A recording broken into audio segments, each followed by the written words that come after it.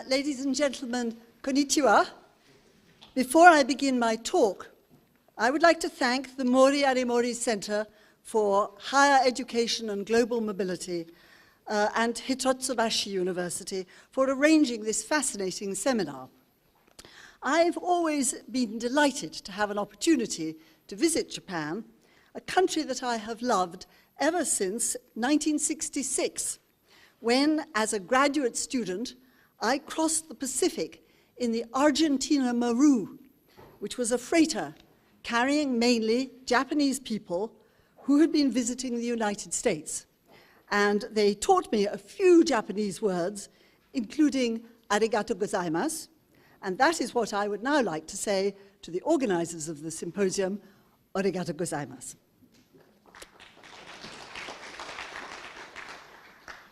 I come here at a strange moment in my life. I'm between two jobs. For the past 10 years, I have been the head of Exeter College, the fourth oldest college of Oxford University.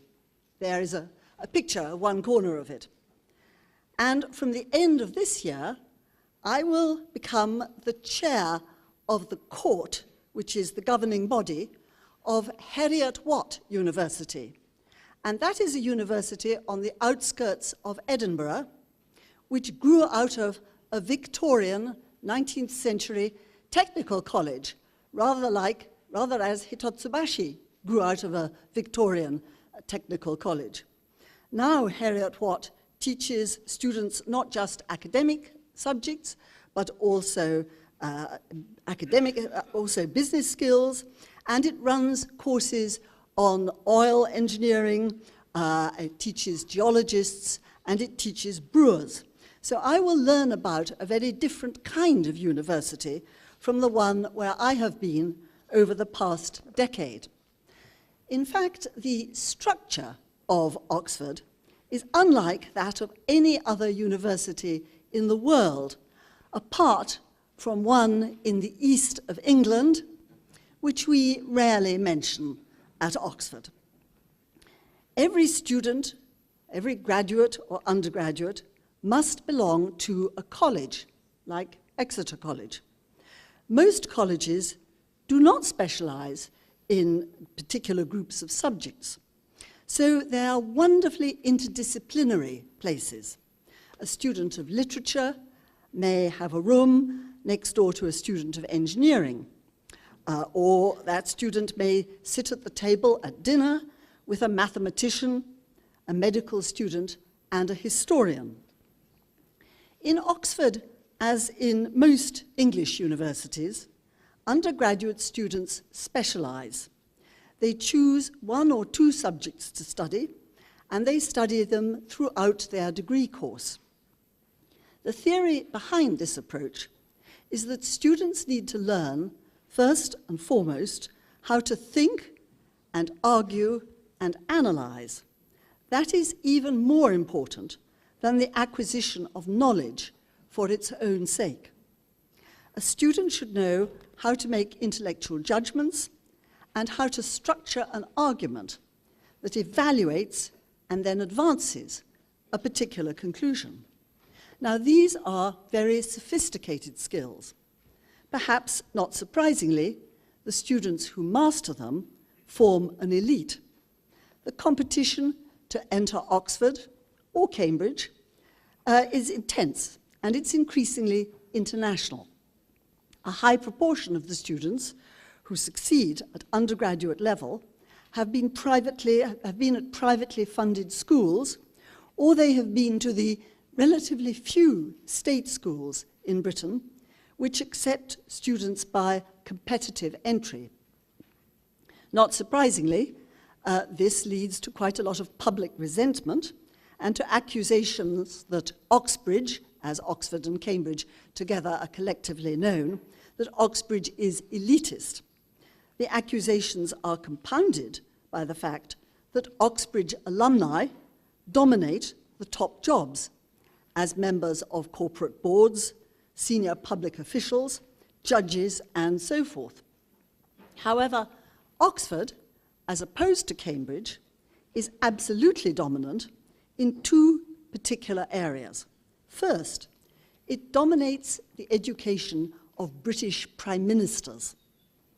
Every prime minister in Britain who has led his or her party to victory in a general election since the Second World War, and who has a university degree, we had one or two who didn't, every one of those has had a degree from Oxford University. The second way in which Oxford dominates is in one degree course which dominates English political life, and it's the course of PPE, or Philosophy, Politics and Economics. Both David Cameron, the Conservative Prime Minister, and Edward Miliband, leader of the Labour Party, studied PPE. Ironically, George Osborne, Britain's finance minister, studied history at Oxford, as indeed I did. Recently, someone counted 6 former PPE students in the cabinet, and almost as many at the top of the Labour Party, leading the opposition. Graduates of PPE also frequently turn up as successful journalists, such as my former boss, Bill Emmett, the editor of The Economist, for most of the time that I worked there. Others become broadcasters, or they lead think tanks, or they rise through the ranks of the civil service. Some end up, like these people here, running other countries than Britain. Their numbers include not just David Cameron up there or Mr. Miliband down there, but also Benazir Bhutto of Pakistan, Malcolm Fraser and Tony Abbott of Australia, and John Kufuor of Ghana, who studied the subject at Exeter College and so is one of our alumni. Now, what is it that is so special about this degree, which was devised in the 1920s for students intending to enter the civil service? It aims to produce graduates who combine the knowledge of political history and philosophy with enough numeracy to understand economics and a sufficiently rigorous mind to grasp philosophy. Students study all 3 subjects in the first year of the 3-year course, and then they choose 2 of the 3 subjects for the final 2 years that they do the course. That allows a very wide choice of special papers. For example, somebody who chose politics and philosophy and abandoned economics, someone like that who chose those 2 subjects in the final 2 years, might take papers that included international relations, politics in Europe, ethics, and the philosophy of Kant or Nietzsche. Students write 2 substantial essays a fortnight, and they often have to, or they read in the course of that fortnight to prepare for their essays. They read often 3 or 4 academic books and 6 or 7 scholarly articles. So they do a great deal of work for their weekly essay. I'm not sure how much good it does a politician to understand Nietzsche. He had some rather obscure and curious views, but I do hope that David Cameron took among his special papers a paper on politics in Europe, and I hope he took ethics. All future politicians, of course, should study ethics.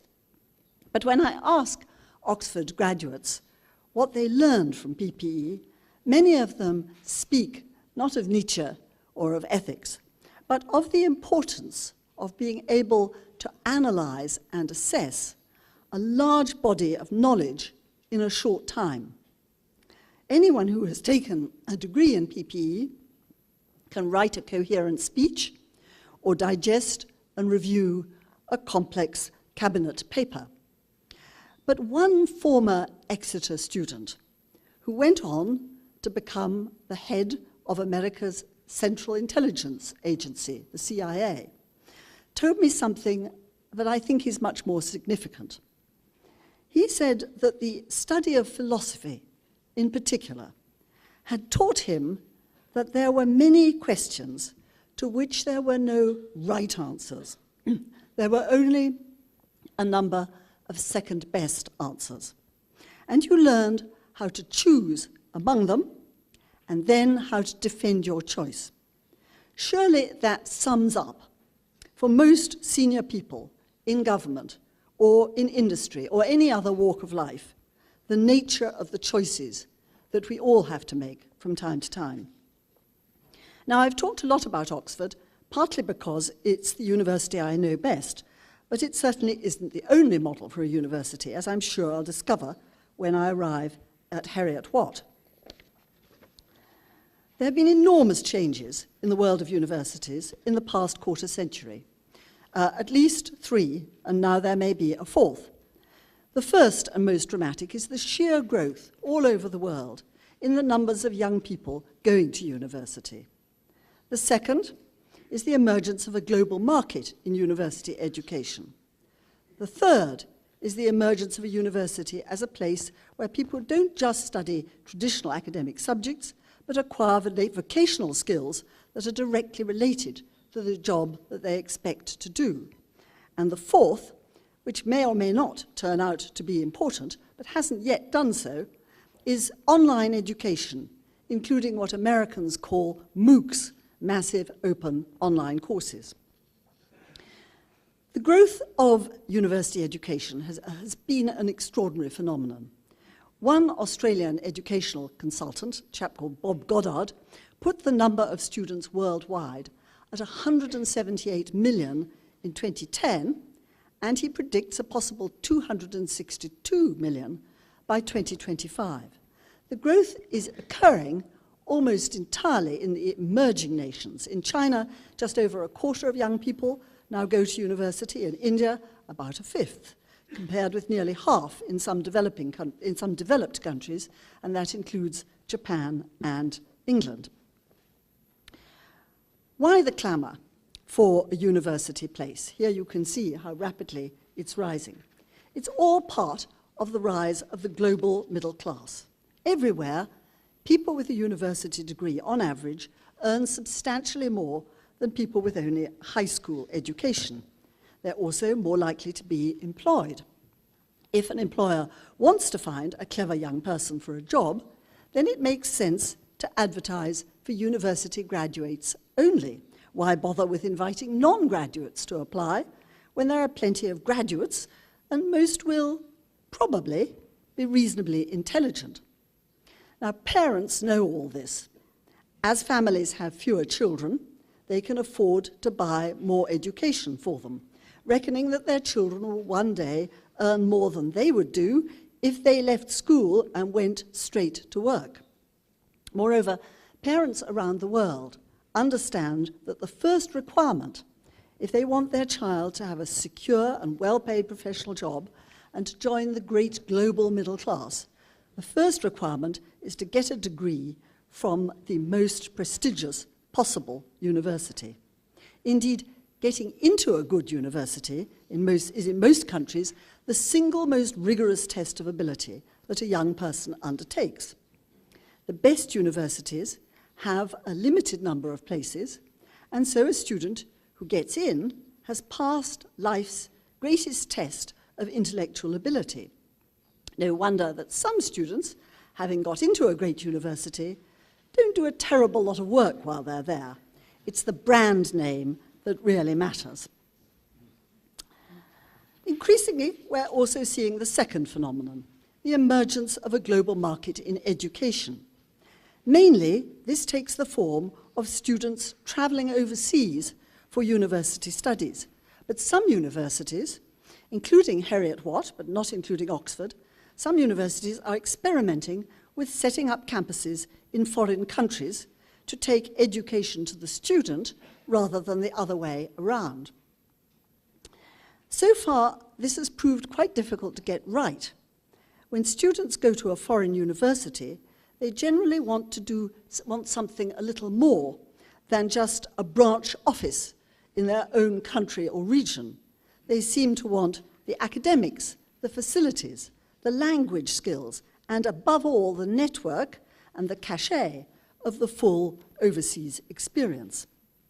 So the growth of international students has really been phenomenal. Between 2000 and 2011, the number more than doubled, going right on growing throughout the international crisis of the last decade. The OECD, the Organization for Economic Cooperation and Development, estimates that in 1990 there were 1.3 million students at tertiary level studying abroad, and today there are over 4.3 million. Just over half of these students come from Asian countries, and they go overwhelmingly to the world's richest English-speaking countries. They come mainly from China, but also from India and Korea. Sadly, very few come from Japan. The three top destinations are the United States, Britain, and Australia. Acquiring English, which is the global language of business and of the digital world, remains an important motive for many of those who go overseas to study. Here you can see how different countries have benefited and the importance of the English-speaking countries, which play such a dominant role. For the United States, this deluge of clever youngsters from Asia has been smaller than for Britain and Australia in terms of its impact. Foreign students are generally quite a small minority of undergraduate or graduate cohorts in American universities, although in some subjects, such as the sciences and engineering, that's less true, and they play a bigger role. But in Britain and Australia, with smaller absolute numbers of university students, the international influx has been more dramatic. At the London School of Economics, for example, more than 40% of students come from outside the UK. At Oxford, the proportion is 14%, and at Heriot-Watt, it's 26%. And that counts undergraduates as well as graduates. For undergraduates, this sometimes is an issue. They sometimes see university education abroad as a respectable alternative if they fail to get into the best possible university in their own country. The value of winning an undergraduate place at one's own top universities in your own country, that is not just an excellent education. In addition to that, you will meet, if you go to one of the top universities in your own country, you will meet the people who probably one day will run your country. And one of the most useful things that undergraduates can acquire at university is a network of important contacts from their own generation. That's why undergraduates in most countries are less likely to go abroad than are graduate students who want a different experience, and they tend to be more concerned than undergraduates about building a career. So nearly 3/4 of the students pursuing master's courses at British universities come from overseas. The largest cohort by far of these overseas students studying in Britain is made up of students from China. Indeed, there are almost as many students from China doing master's degrees in the UK as there are from Britain. This, to be absolutely frank, is a mixed blessing.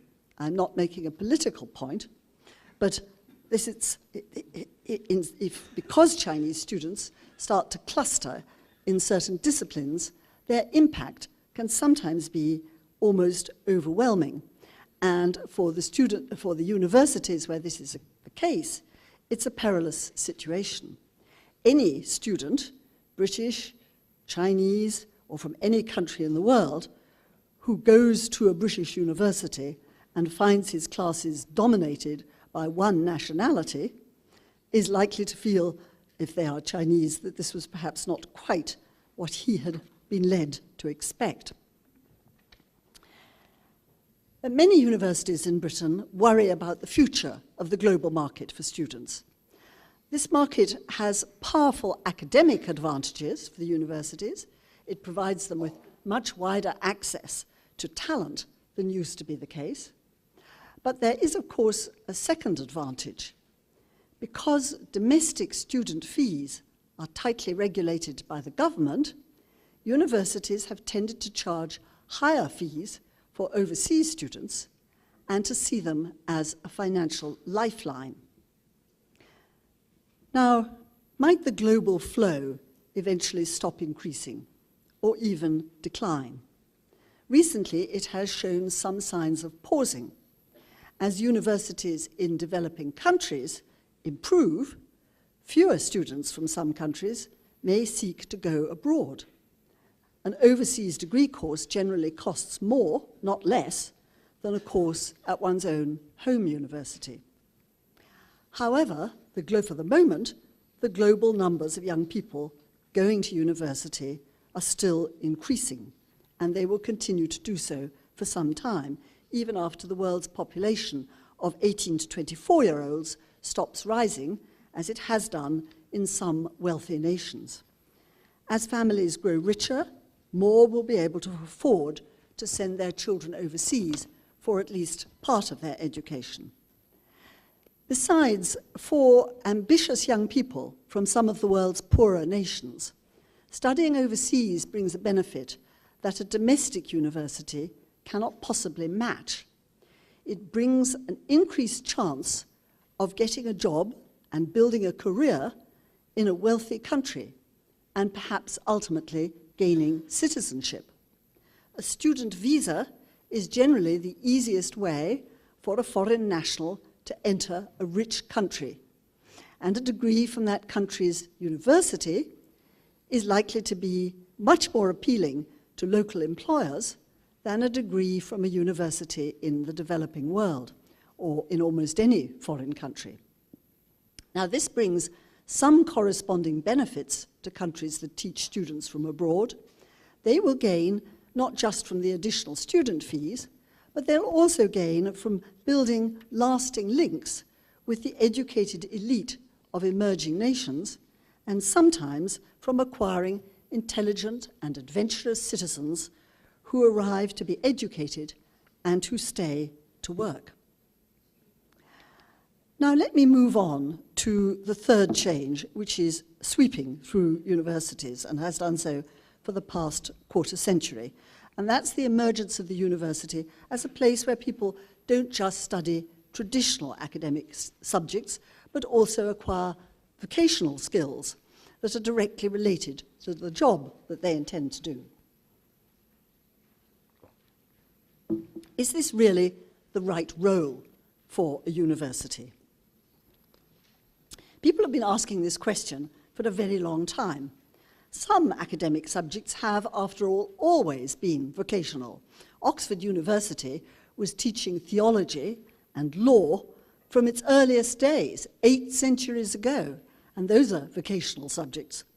But many people feel that the job of universities is to provide a liberal education rooted mainly in the humanities, rather than teaching the young too many work-related skills. And this, after all, is one of the themes of this afternoon's symposium. That view goes back a long way. Here is one of its defenders, one of its most eloquent defenders. This is John Henry Newman. He was an Oxford academic who eventually caused a great scandal by becoming a Catholic and a cardinal, as you can see. However, he gave a series of lectures in 1852 that were published under the title of The Idea of a University. He was writing in response to what was happening in Edinburgh, as it happens, the city where Heriot Watt is located, where there was a strong body of intellectual opinion in favor of teaching the young useful knowledge and skills, including an emphasis on mathematics and on the sciences. Newman disagreed. He argued that knowledge was worth pursuing for its own sake. And in one of his most famous lines, he said, what is on the board here, I'll read it out. University training aims at raising the intellectual tone of society. It is the education which gives a man a clear, conscious view of his own opinions and judgments, a truth in developing them, an eloquence in expressing them, and a force in urging them. It teaches him to see things as they are, to go right to the point, to disentangle a skein of thought, and to discard what is irrelevant. It prepares him to fill any post with credit and to master any subject with facility. He has a gift which serves him in public and supports him in retirement. Now, these are noble aims for a university education, and I suspect that many of us here today would hope that universities nowadays would still inculcate these qualities in their students. However, they are not what most young people want from a university education. The main reason they are not is finance. If your family is struggling to raise the money to put you through university, it wants you to gain the means to succeed financially, and that means acquiring knowledge that is useful and not just intellectual gifts. It means building the basis for a career. Even if you pay nothing for your university tuition, you still incur costs. And those costs include several years of lost income. So most people see university education more in the terms of those pragmatic 19th century Edinburgh commentators than in the grander ideas of John Henry Newman. My view is that universities really need to try to blend both aims. It's important that the young graduate with those qualities of judgment, eloquence, and reason that Newman described. It's not clear to me that universities are the right places to teach entirely practical skills, such as carpentry, or hairdressing, or car repairs, although there are places that call themselves universities that are teaching all those skills. Here they are, advertising their services. Should we teach business management at university? The answer is surely yes. We do so at Oxford, you do so at Hitotsubashi, and they do so at Heriot-Watt. It's yes, but only if such courses aim to teach managers to think more widely, to analyze material more effectively, and to put forward their views with a deeper understanding of the world in which they operate. But money, here you see what's happening in the United States, money plays a growing part in the courses that people choose and in the way universities behave. Today, many universities in Britain and in the United States see themselves as businesses, as of course do some universities here in Japan. In Britain and the US, universities, universities woo students with popular courses and with expensive facilities, wonderful new sports centers or state-of-the-art scientific laboratories. In both the United States and Britain, unlike many countries in continental Europe, students carry a substantial part of the cost of their degrees. And that cost, as you can see on the chart, has been rising rapidly.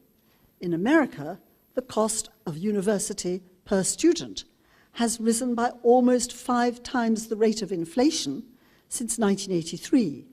And of course, student debt has grown relative to the earnings that students can expect to make when they graduate. Now, is there some way in which this can be avoided? Well, it won't be easy. Many people hope that the cost of a university degree can be reduced by teaching courses online. There is much talk, as you know, of MOOCs, massive online open courses, but so far these have had very little success. The main users of MOOCs are not, as one might have hoped, poor school leavers, but young people who already have a good degree and who want to explore a new subject. Besides, the completion rate for a MOOC course is far lower than it is at almost any university, typically below 10%, it seems that human interaction is a key part of learning. Students need encouragement and they need criticism. They need opportunities to argue and discuss. The new brand of online courses does not yet seem to provide these things in the right way. But it's much too soon to dismiss such teaching entirely. Britain's Open University, established back in 1969, has proved an extremely successful model of distance learning. It's got 2 million alumni. Here is one of them, Jerry Hall, the former wife of the Rolling Stones' Mick Jagger. And online learning will play a growing role in higher education, and not just for the wives of famous pop stars. It will never, I think, replace Oxford or Cambridge or probably Hitotsubashi University, but it will certainly affect universities in ways that we can't easily foresee. The result may be that a growing number of students who want a degree from a foreign university may decide to take part of their course in their home country and part in the university that has generated the course that provides it. So a university education, if that is right, will become ever more international, and universities in emerging countries may start to develop partnerships more and more with universities in the developed world to provide high-quality courses which can be tailored to local educational needs. Now, to conclude, the past half-century has seen an astonishing growth in university education. A degree has become the entry ticket to the global middle class. Students are no longer an elite, they are a mass market.